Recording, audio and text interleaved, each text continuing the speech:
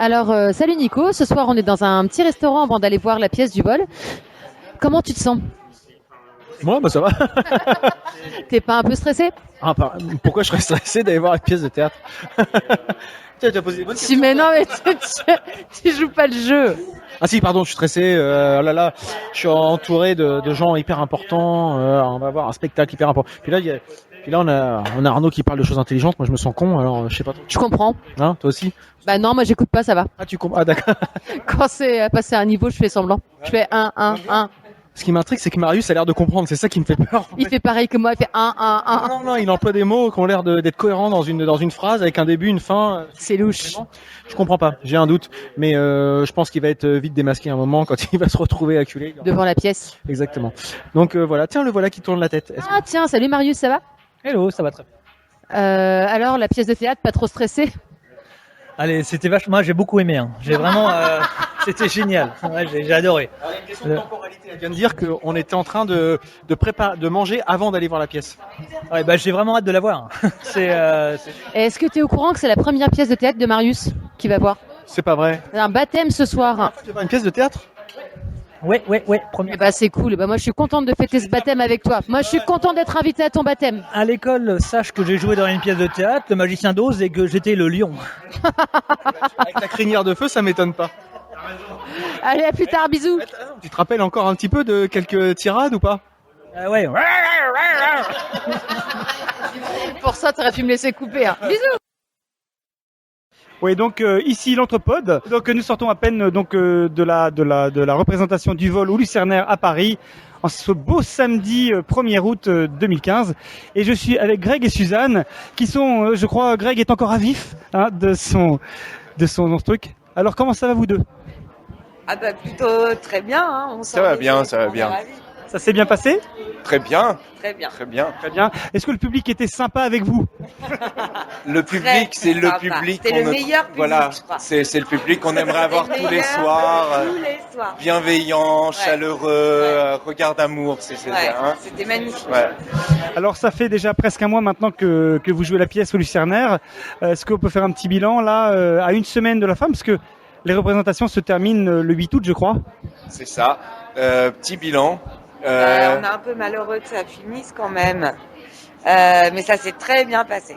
Vraiment, la salle fonctionne très bien. Il y a un bon rapport au public. Non, on est très contents. Non, c'est vrai. Ouais. Alors moi j'ai été vraiment frappé, outre la prestation des acteurs qui était magnifique, et également par la mise en scène, les éclairages, et puis comme je disais tout à l'heure, les installations, enfin voilà, le voile qui a été mis en place et qui retranscrit vraiment très très bien, en tout cas avec des moyens très minimalistes, mais qui retranscrivent énormément l'atmosphère très pesante et à la fois la proximité et je dirais l'aspect très lointain. On sent que la disparue, elle est là et en même temps elle est pas là. Combien de temps vous a fallu pour mettre au point toute cette mise en scène et pouvoir la présenter? À la création, en fait, nous on travaille par résidence, c'est-à-dire. Excuse-moi, je lui colle ça sous le nez. Non, on travaille par résidence, c'est-à-dire qu'en fait, on fait une semaine de répétition, ensuite 3 semaines de repos, on reprend une semaine et tout ça. Donc, on a au total mis bout à bout, ça a dû faire 1 mois de répétition en gros, pour ensuite lancer la pièce, mais elle s'étoffe et elle change et elle mûrit au fur et à mesure des représentations. Et qui s'occupe de la mise en scène en particulier? Est-ce que c'est le travail d'un collectif ou c'est une personne qui dirige les affaires? C'est sur cette pièce, c'est Bertrand qui s'occupe de tout là. Bertrand Desgremont, c'est précisons quand même. De Grémont, on l'a fait à chaque fois, celle-là, t'as remarqué? D'accord. Et qu'est-ce que vous envisagez donc là pour la suite, parce que là la pièce, bon, vous êtes encore à vif, comme tu disais, Greg, donc faut laisser digérer le truc. Et là maintenant, pour les jours qui viennent, c'est un peu de vacances, et puis après, qu'est-ce qu'on attaque? On en avait déjà un peu parlé à l'Entrepode. Allez, je te laisse en reparler un coup. Allez, c'est reparti. La prochaine création de la compagnie, c'est Noce de Jean-Luc Lagarce, qui va être mis en scène par Pierre Notte. C'est une comédie très politique sur les exclus. Et sinon, ensuite, on travaille pour le vol, pour une tournée en Amérique du Sud. Génial. En Argentine, non ou... Oui, ouais, tout ça. Ah ouais. D'accord, ok. Et ça serait pour quand, a priori, si ça devait se faire? Septembre 2016, pas avant. Après, il y a les 40 ans quand même de l'arrivée de la dictature en Argentine l'année prochaine, en mars. Donc, on aimerait bien trouver des choses pour commémorer, pour raconter la pièce. Non. Attends, excuse-moi, je la refais juste parce que je sais pas si on va t'entendre. Vas-y, Christophe. Est-ce que la pièce va être traduite ou en français? Ce sera en français puisque ça va être dans le circuit des instituts français et des centres culturels. Donc non, en français, j'ai déjà du mal avec 3 mots d'espagnol. Mais tu t'en sors très bien. Est-ce que vous avez des questions? Indirectement.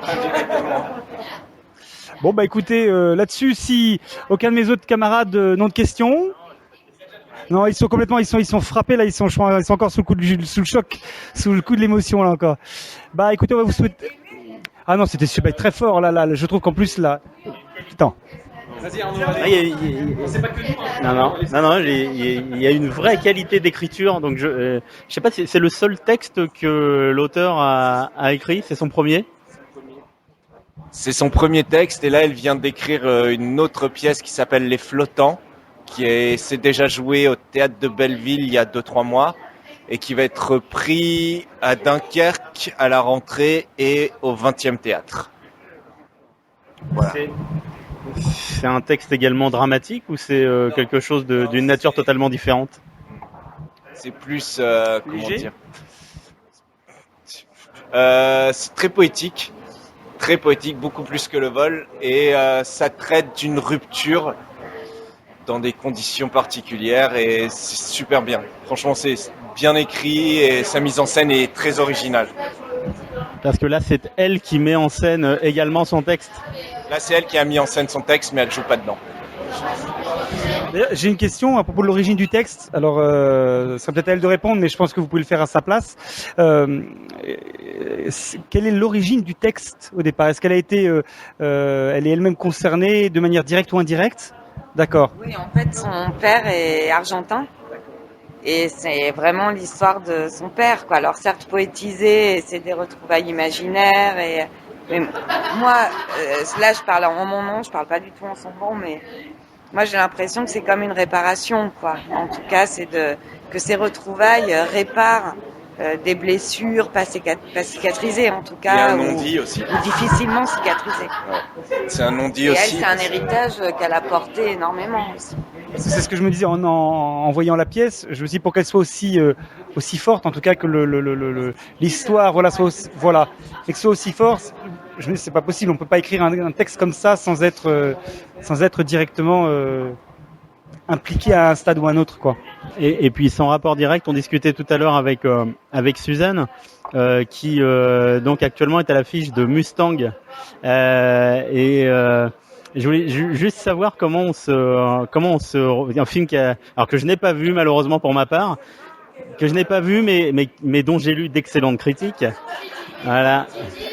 D'excellentes critiques. Je voulais juste savoir comment on se retrouve dans un film. Alors, j'imagine que c'est une coproduction, mais dans un film turc. Alors, en fait, j'ai rencontré la réalisatrice il y a pratiquement presque 15 ans maintenant, avant qu'elle rentre à la Fémis et tout ça, et j'ai suivi. Enfin, on est amis en fait, on est vraiment amis.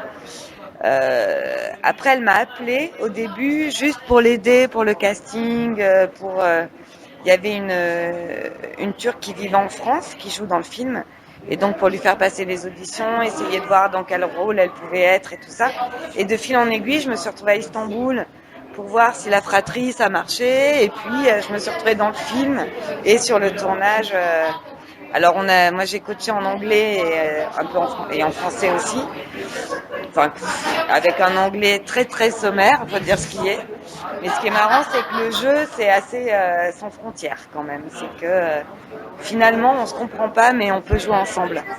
En tout cas, le film fait une jolie carrière. Hein. C'est vraiment, c'est une réussite. On est très fiers. Ouais. Peut-être en présélection pour les Oscars quand même. Yeah. D'accord, bon, rien n'est dit. Alors, ok, on le gardera entre nous.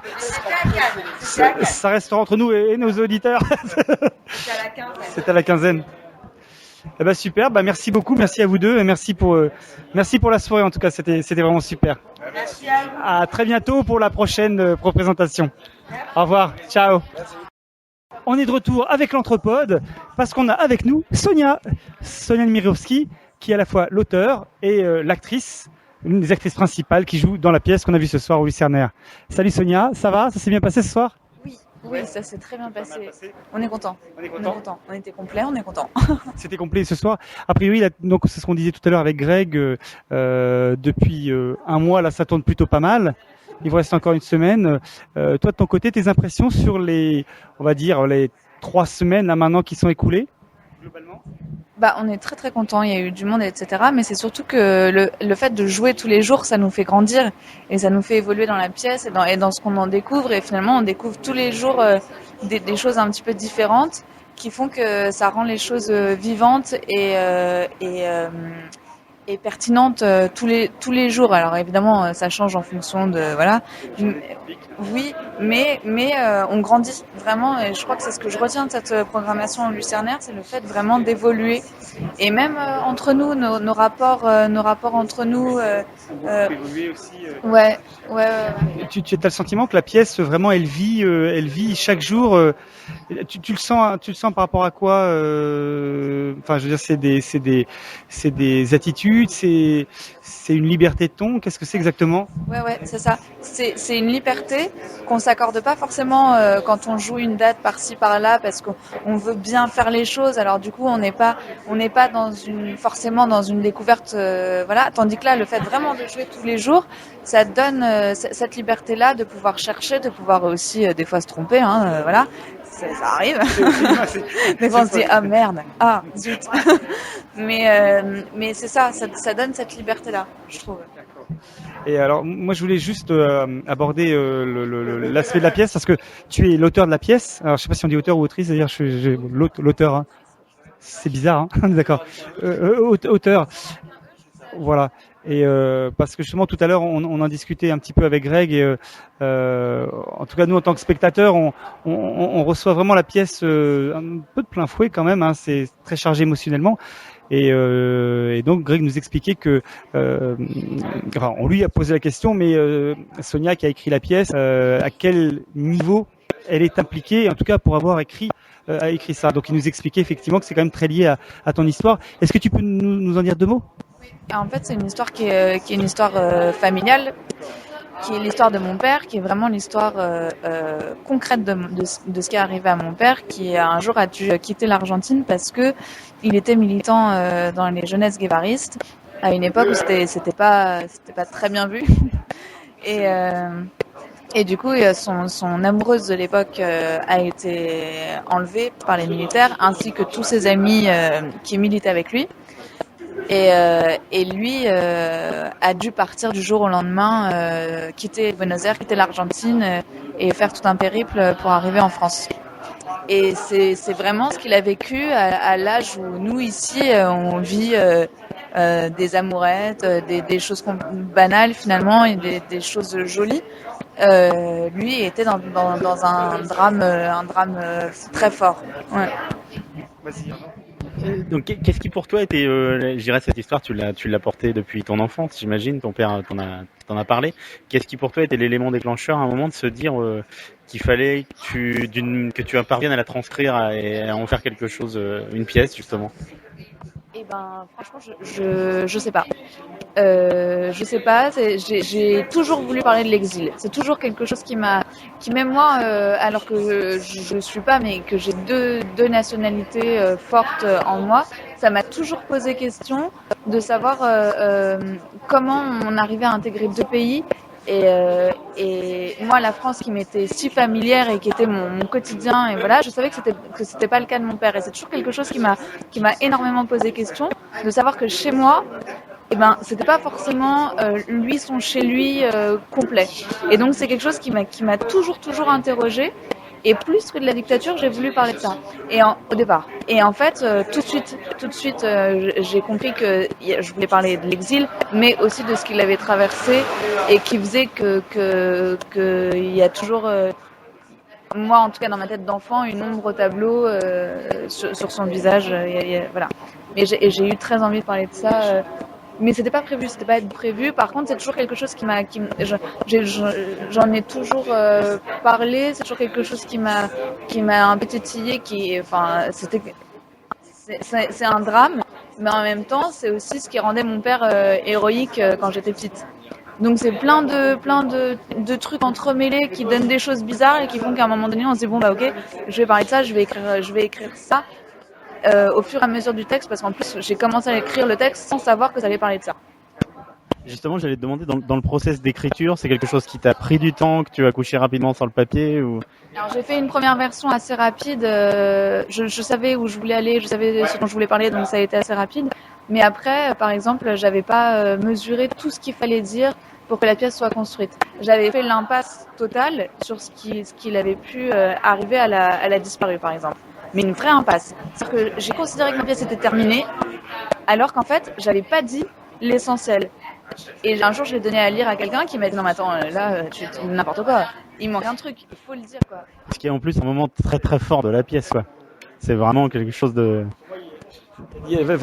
Pour moi, il y a plusieurs moments très forts, mais effectivement, je trouve qu'il y a le moment déjà de la rencontre qui est un moment très très fort. Je trouve que en plus qui est magnifiquement joué. Enfin, vraiment, j'ai trouvé que c'est très joli parce qu'en plus vraiment, vous l'avez vraiment réussi. C'est à la fois très léger et très passionnel. Et franchement, j'ai trouvé ça très très beau. Vraiment, c'est très léger. Vraiment, ça virevolte quoi.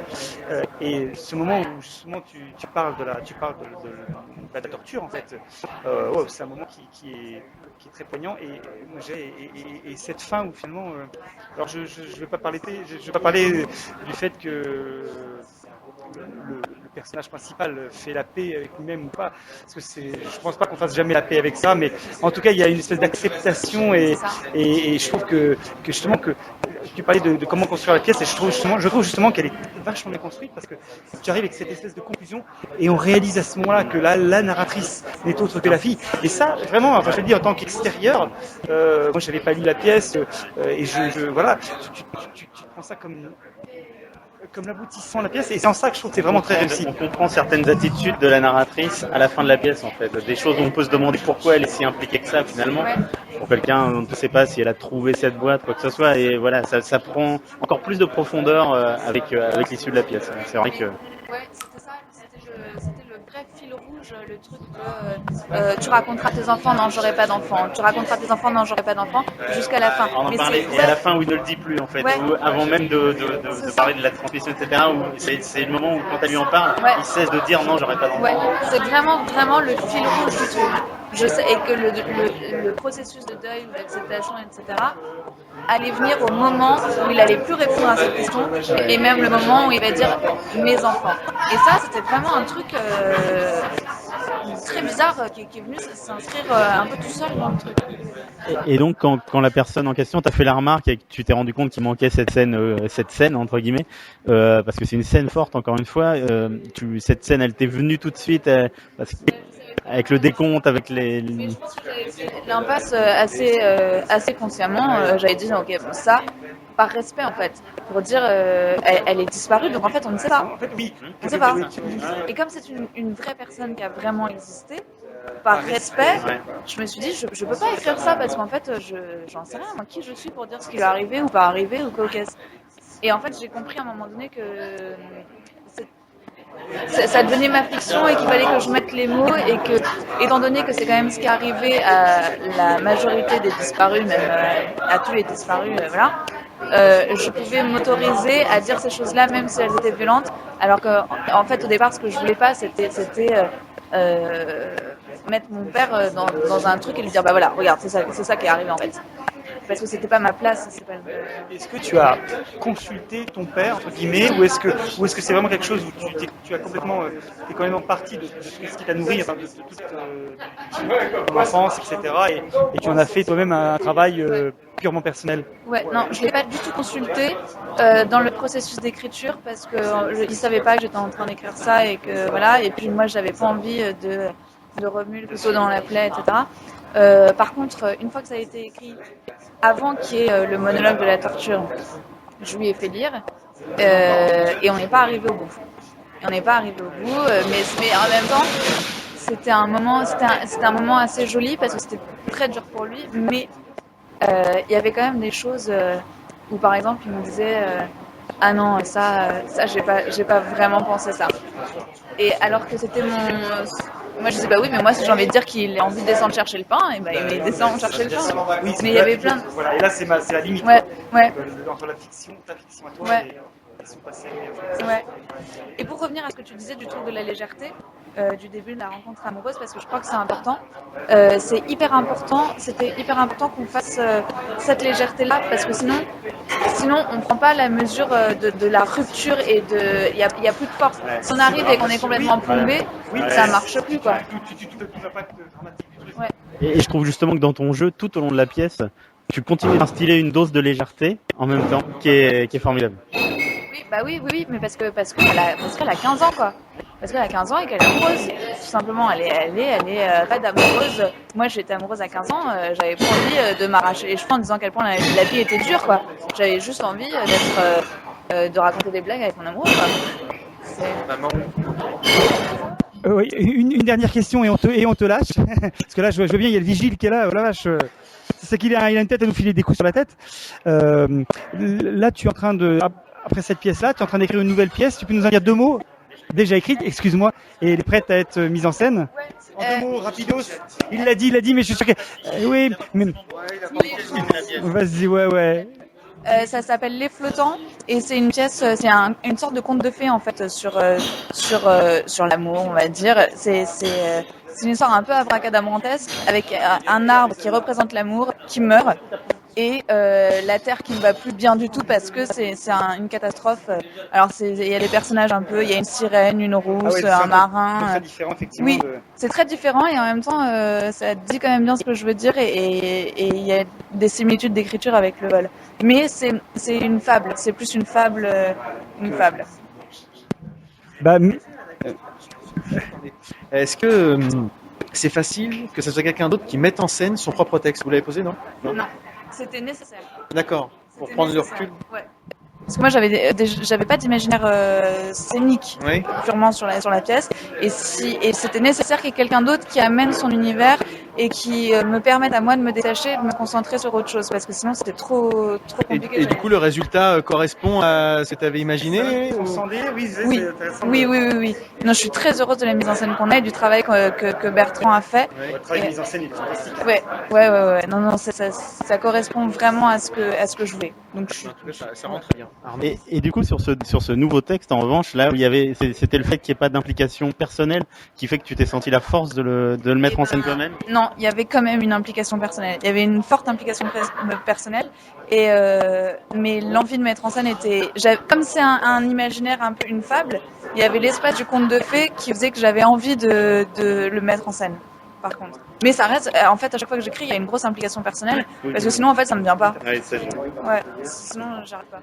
En tout cas, merci beaucoup. Merci beaucoup. Ah bah non, Et puis donc, les flottants, ça sera la prochaine, on en reparlera, on fera le relais un petit peu, certainement. Mais merci. Allez, et là, on fait c'est le moment des gris-gris, des dédicaces, etc.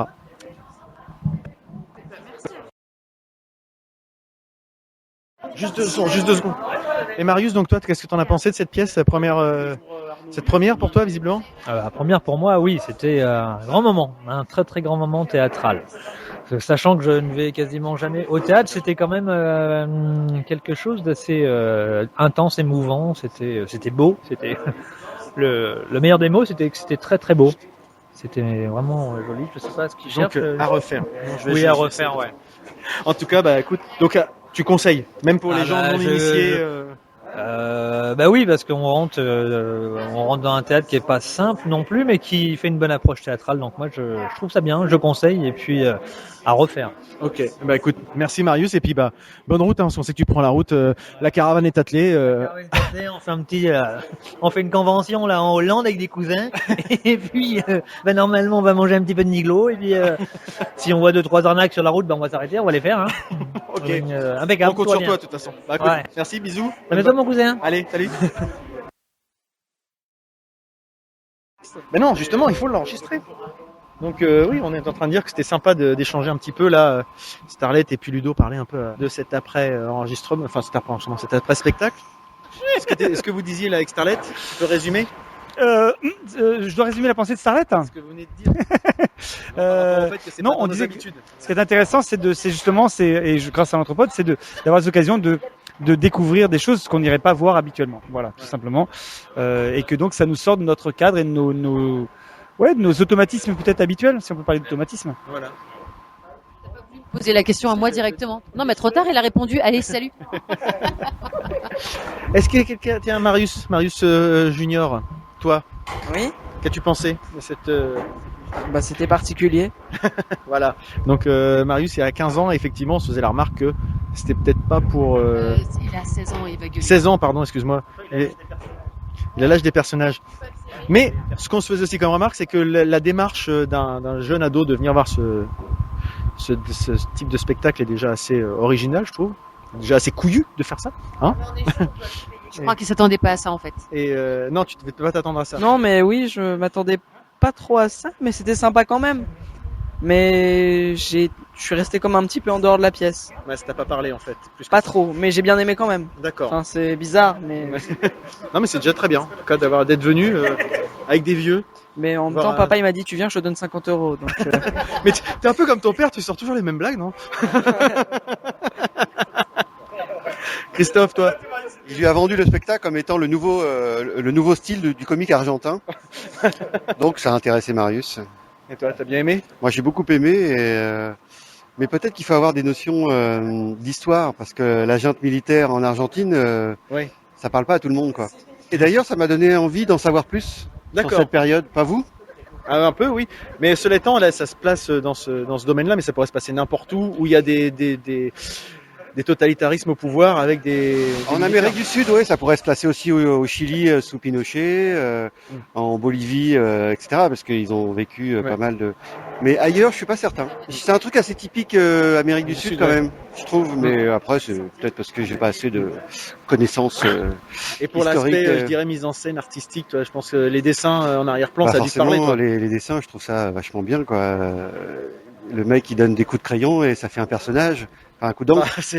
Et tu te dis, mais comment il fait un personnage d'un simple trait comme ça, trait puis un autre petit trait et puis. C'est pas forcément. Il faudrait qu'on arrive à voir des photos parce que c'est vrai que c'est assez impressionnant. Ouais, les enfin, dessins. c'est à la fois abstrait et figuratif parce que c'est abstrait parce que c'est un peu fouillis, mais en même temps c'est figuratif parce qu'on voit, comprend ce qu'il on voit exactement ce qu'il veut dessiner, quoi. Tout à fait. Voilà.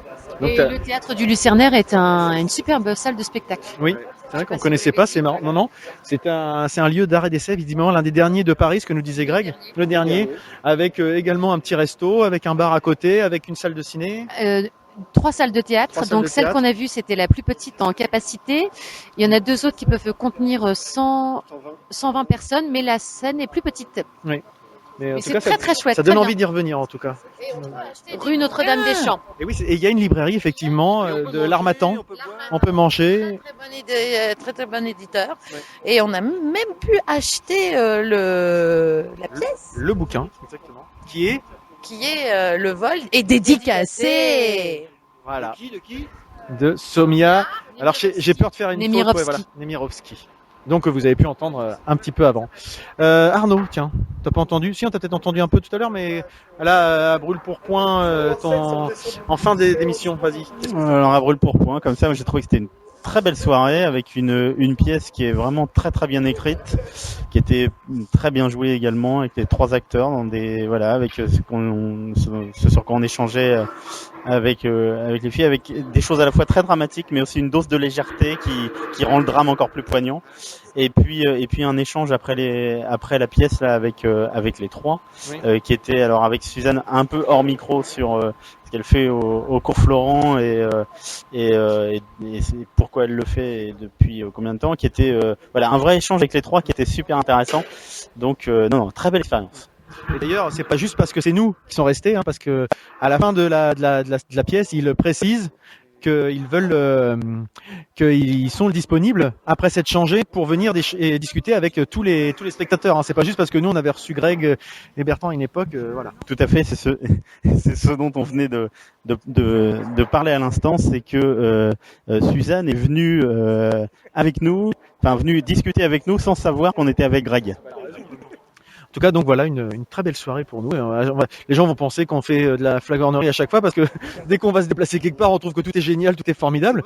Mais c'est vrai qu'on aille faire un truc chiant en fait. Un spectacle, on dit finalement, putain, c'était nul à chier, on s'est fait chier à mourir.